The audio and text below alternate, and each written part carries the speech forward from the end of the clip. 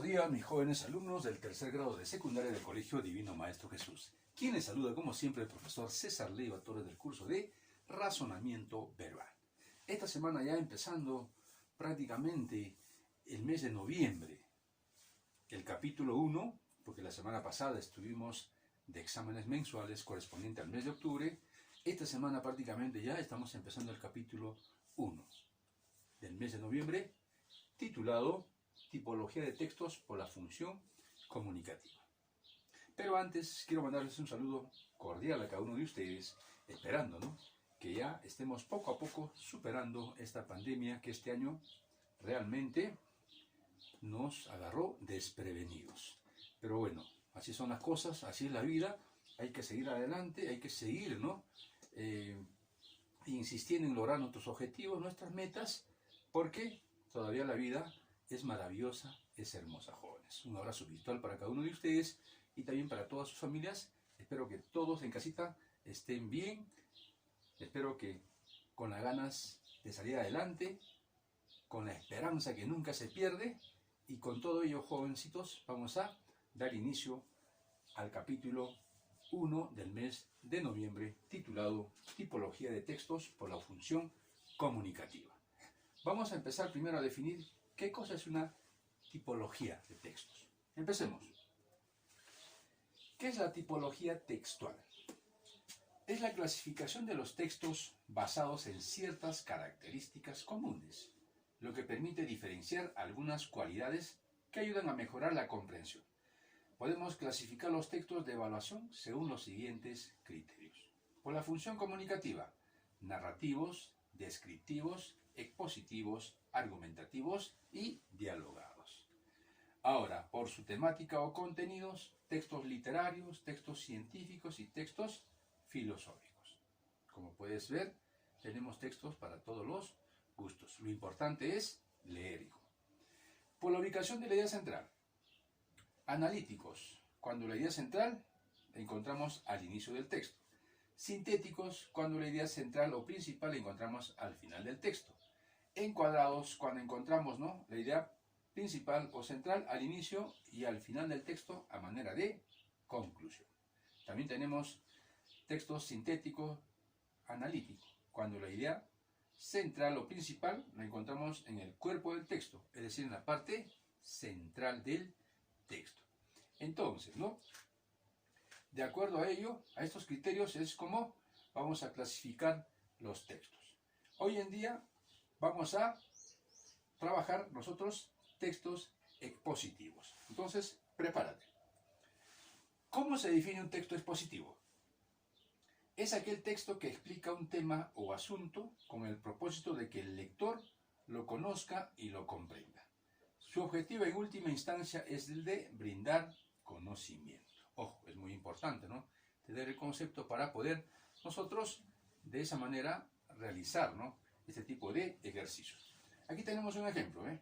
El tránsito de muchas ciudades modernas es producto, entre otras cosas, de la mala planificación urbanística, debido a la escasa previsión y la corrupción.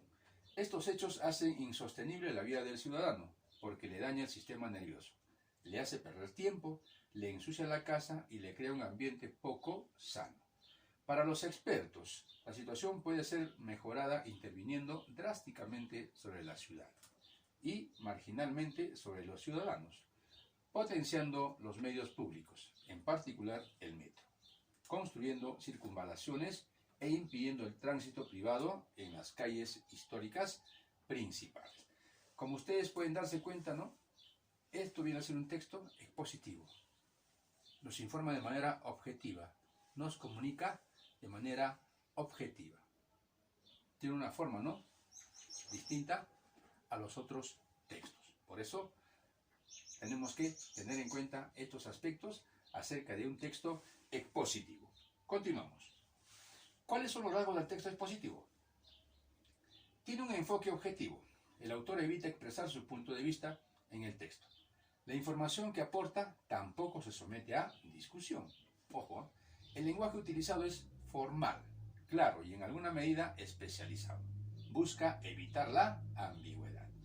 La organización lógica de sus contenidos es diversa. Así puede ser enumerativa, causal, clasificatoria, problema-solución, comparativa, etc. Es ilustrativo porque la información que brinda incorpora especificaciones o explicaciones significativas sobre los datos que aporta. Y por último, muestra un afán didáctico. Usa guías de la lectura y claves explícitas, introducciones, títulos, subtítulos, resúmenes, a lo largo del texto. Ojo, entonces, estos rasgos es muy importante conocer del texto expositivo para poder diferenciar el texto narrativo, el texto descriptivo, el texto argumentativo, ¿no? Que son también otro tipo de textos que también tienen, ¿no?, otros rasgos. Muy bien, jóvenes, entonces, habiéndoles dado la teoría, vamos a pasar a trabajar en nuestro compendio. Saquen todos su compendio, jóvenes. Vamos al mes de noviembre. Rápidamente al mes de noviembre. Muy bien, jovencito, ya saben, ¿no? Hay jóvenes que no me están entregando su tarea, por favor. Estamos informando ya a los tutores quienes no están trabajando, jóvenes. Tienen que entregar con el texto desarrollado más la tarea. Donde dice practica en casa, esa es la tarea que tú tienes que ir trabajando. Yo leo esa tarea y pongo la nota que corresponde de acuerdo a cómo tú has desarrollado. Si todo está bien, tienes un 20, pero si hay algo que ha fallado, entonces de acuerdo a eso se te va a poner tu nota. Y ojo, la entrega de trabajos tanto de libro y de cuaderno es hasta el día viernes 6 de la tarde, no te olvides, viernes 6 de la tarde. Tú entregas el sábado y ya no te recibo, hijo. Por favor, hay que ser responsables. Muy bien, tipo de texto. Estamos en la página 47. Texto científico expositivo. Elementos y características. El texto expositivo se organiza en torno a un tema, cuando es extenso. Puede abordar varios temas. Usualmente este discurso toma en consideración aspectos como la definición del objeto o concepto que expone, sus orígenes o causas, incidencias, sus aspectos, sus posibilidades de aplicación, etc. La información contenida en estos textos suelen responder a las siguientes preguntas. ¿Qué? Que hace referencia a la naturaleza del asunto tratado. ¿Quién? Que permite identificar a los sujetos. ¿Cuándo? Y dónde, que determinan las variables de tiempo y lugar. Y ¿por qué? Que interroga sobre las causas. El orden de sus partes y de sus razonamientos es imprescindible y además visible.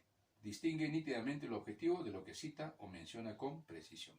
Hace hincapié en el método por el cual ha arribado a sus resultados, así como en los instrumentos de observación. Salvo excepciones, no emplea la connotación, sino el nivel denotativo del lenguaje, es decir, un lenguaje directo y formal.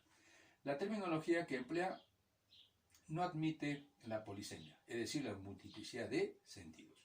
Su carácter especializado lo lleva a emplear símbolos y tecnicismos para obtener una mayor precisión en lo que comunica. Entonces, son también algunos rasgos, ¿no?, que hay que tomar en cuenta. Muy bien, en el texto número 1, práctica. Ojo, todos con su texto vamos leyendo para poder encontrar, ¿no?, las preguntas que luego nos pide más adelante. Dice, para y los amantes de las ranas la noche era perfecta, oscura, húmeda y calurosa. Caía además una persistente lluvia que martillaba las anchas hojas de los árboles del bosque de Papúa Nueva Guinea y resbalaba contra el arroyo espumoso a mis pies. A unos pasos una furiosa caída de agua se precipitaba contra un montón de rocas. Como celebrando aquel mundo líquido, de todas direcciones llevaban los chirridos, zumbidos y crujidos del canto de las ranas. El herpetólogo australiano Stephen Richards, un hombre de 30 años, ha pasado buena parte de su vida recorriendo los bosques de Papúa Nueva Guinea y Queensland, Austria, en busca de ranas, y sus esfuerzos se han visto coronados con decenas de especies nuevas que pueden mostrar al mundo. Y según explica, quien quiera capturar ranas debe de salir de noche. Pero no una noche cualquiera. También por lo general es requisito la lluvia. Para una rana, el golpeteo incesante de las gotas de lluvia es una señal de que ha llegado el momento de encontrar parejas. Las ranas macho se reúnen cerca de las corrientes y las charcas para llamar con su reclamo a las hembras y avisar a sus posibles parejas dónde están y por qué ellos, y no otros machos, deben ser los elegidos. Muy bien, entonces aquí nos habla, pues, ¿no?, acerca de quién, de las ranas. ¿Esto sucede dónde? En la selva o en los bosques, ¿no?, de Papúa Nueva Guinea. Ahora la palabra herpetólogo es muy importante, ¿no? Saber el significado. La herpetología es la ciencia que estudia los reptiles. Y justamente el herpetólogo australiano Stephen Richard es quien hace, pues, ¿no?, estos descubrimientos acerca de las ranas. La pregunta 1 es el tema del tercer párrafo, es solamente el tercer párrafo. ¿Cuál sería el tema con el tercer párrafo? Muy bien, nos habla, ¿no?, sobre la importancia de la lluvia para el aparecimiento de las ranas. Entonces, alternativa C, la importancia de la lluvia para el aparecimiento de las ranas. Es decir, ¿no?, el golpeteo, digamos, el golpeteo que hace incesante las lluvias hace, pues, ¿no?, que tanto ranas, hembras y machos puedan salir, pues, ¿no? ¿Para qué? Para buscar parejas. En la pregunta 2, el relato se desarrolla en la selva de Papúa Nueva Guinea. Alternativa A, de acuerdo al texto, jóvenes.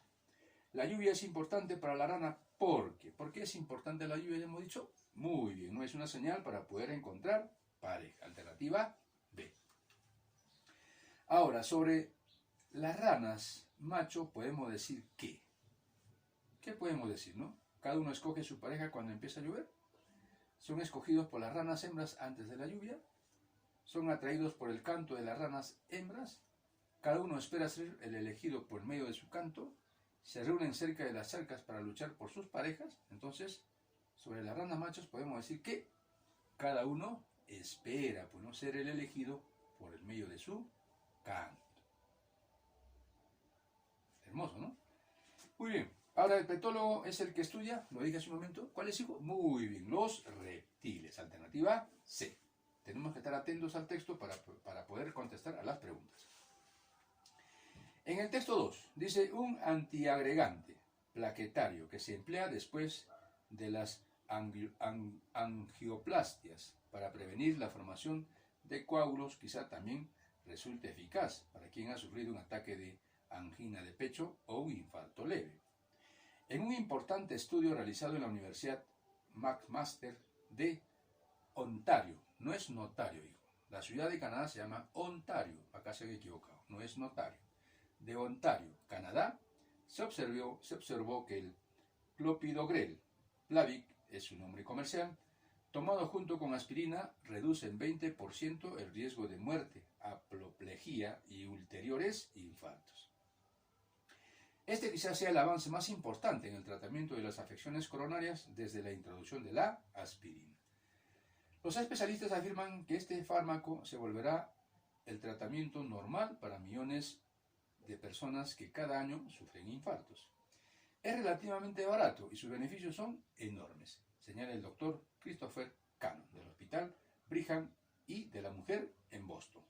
Es lo que todos estábamos esperando. Muy bien, ¿no? Interesante texto con este descubrimiento de este nuevo medicamento, ¿no?, que sirve sobre todo para los males cardíacos. Entonces la lectura nos habla acerca de qué, lo acabo de decir, ¿no?, un nuevo tratamiento para los males cardíacos, ¿no? Eso es lo que nos habla, digamos, en todo el texto. Ahora, el texto se refiere, ¿qué dice, no? ¿Qué se refiere el texto? El antiagregante se emplea para evitar la formación de coágulos. El Plavix se toma junto con la aspirina.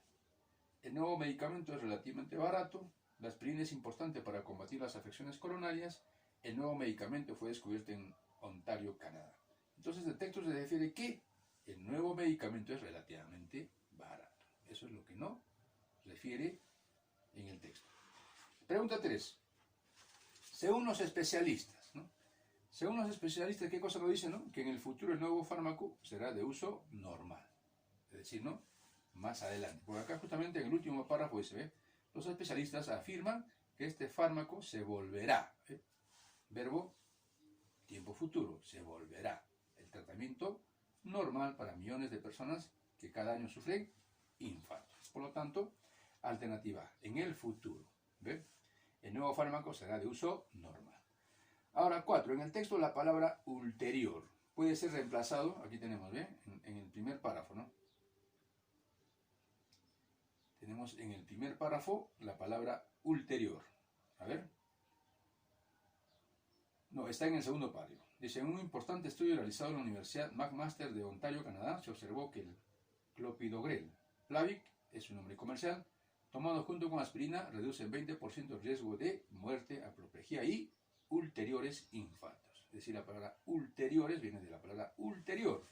Ahora acá nos pregunta, en el texto la palabra ulterior puede ser reemplazado por posterior, ¿no? Es decir, ¿no? Para posteriores prevenciones de ataques cardíacos. Muy bien, entonces la alternativa E.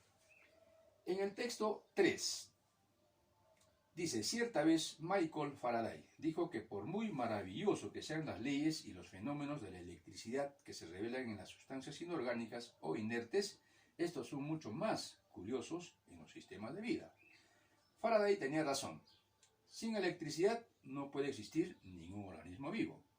Hoy día, un siglo y medio después de esta profética afirmación, los problemas de la bioelectricidad, la bioenergética y el campo biológico son intensamente estudiados por electroquímicos, físicos, biólogos y médicos.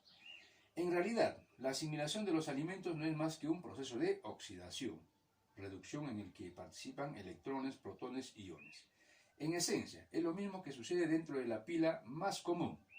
Las membranas, paredes celulares, desempeñan el papel de electrodos, mientras que el líquido biológico que llena la célula sirve de electrolito, pues constituye un buen conductor de la corriente eléctrica.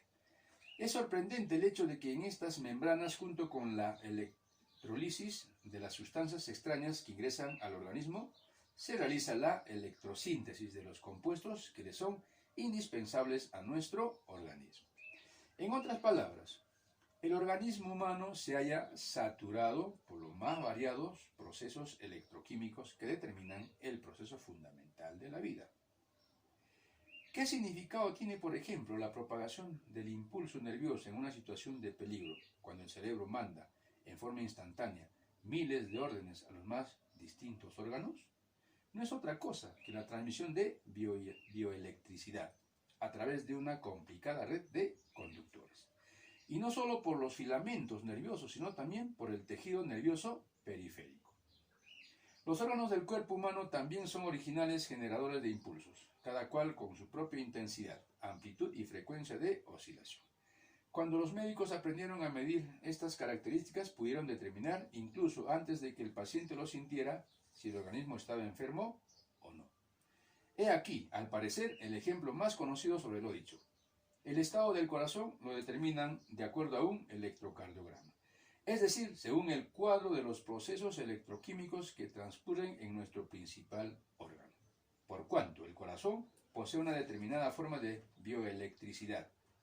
Surgió la posibilidad de ayudar a sus músculos en el caso de que ellos estén afectados o debilitados. Con este fin, desde afuera, con ayuda de un aparato especial, se transmiten impulsos complementarios que corresponden al trabajo de un corazón sano. Y así se salva la vida de la persona. Interesante texto. Muy interesante. Muy bien. Entonces, resuelvo las siguientes preguntas. ¿Cuál es la idea principal del texto? La idea principal del texto lo encontramos, ¿no?, en la parte central, donde dice, ¿ve? El organismo humano se halla saturado por los más variados procesos electroquímicos que determinan el proceso fundamental de la vida. Es decir, todo organismo vivo, ¿no?, tiene, pues, justamente, sufre procesos electroquímicos.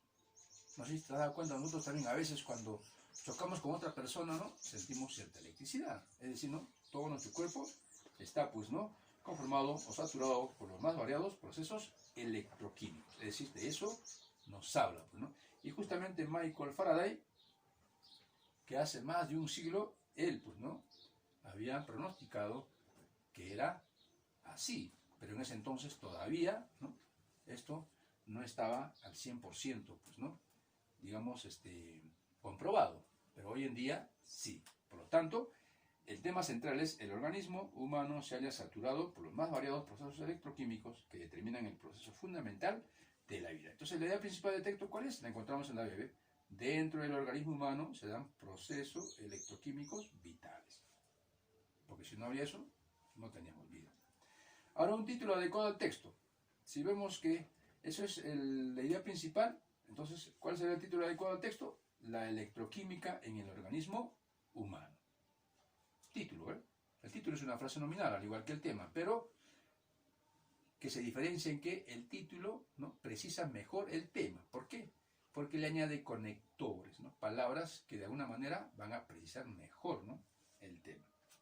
Muy bien, entonces la C, ¿ve?, la electroquímica en el organismo humano. 3. El papel de electrodos es cumplido por quién. Es cumplir el papel de electrodos. Aquí nos dice, ¿eh? El papel de electrodos, ¿por quién es cumplido? Acá, ¿ve? En esencia es lo mismo que sucede dentro de la pila, más común, dice. Las membranas, paredes celulares, desempeñan el papel de electrodos. Entonces, acá la respuesta es, ¿ve?, el papel de electrodos es cumplido por las membranas. Por eso tienes que tener mucho cuidado cuando lees. Sobre todo subrayar las ideas que tú crees que son, ¿no?, importantes. Ahora, de acuerdo con el texto, el electrocardiograma, ¿qué viene a hacer, no? Acá dice, ¿ven? En el último párrafo, donde dice, ¿ven? He aquí, al parecer, el ejemplo más conocido sobre lo dicho. El estado del corazón lo determinan de acuerdo a un electrocardiograma. Es decir, según el cuadro de los procesos electroquímicos que transcurren en nuestro principal órgano. Entonces, de acuerdo con el texto, el electrocardiograma es el cuadro de procesos electroquímicos de nuestro principal órgano. Por eso es que se salvan muchas vidas, ¿no?, gracias a ese aparato, que es muy importante. Ahora, la palabra curiosos en el texto significa, está en el primer párrafo, donde dice, cierta vez Michael Faraday dijo que por muy maravillosos que sean las leyes y los fenómenos de la electricidad que se revelan en las sustancias inorgánicas o inertes, estos son mucho más curiosos en los sistemas de vida. O sea, la palabra curiosos acá equivale a ¿qué? A admirables, ¿no? Entonces, alternativa A. Y de esa manera, jóvenes, ¿no?, hemos terminado la primera parte del tema texto expositivo. La siguiente clase estaremos desarrollando las demás preguntas, ¿ya? Pero, tarea para ustedes en la página 52, hasta antes de Aprendo Más, porque Aprendo Más lo vamos a hacer la próxima semana. Van a desarrollar ustedes lo que te pide acá, reemplazar la frase hacer, más adjetivo, sustantivo por dos verbos y sin que se repita ninguno. Así como el ejemplo, hacer fácil, facilitar, allanar. De esa manera vas a desarrollar acá lo que te pide.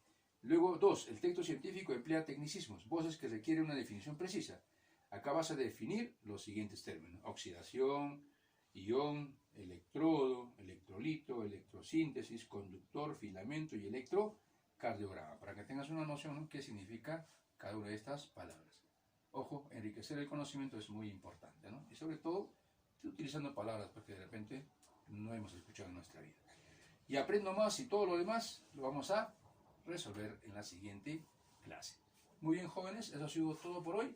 Espero que hayan disfrutado de la clase y nos estamos reencontrando la siguiente semana. Que tengas un bonito y hermoso día. Chao, hijo.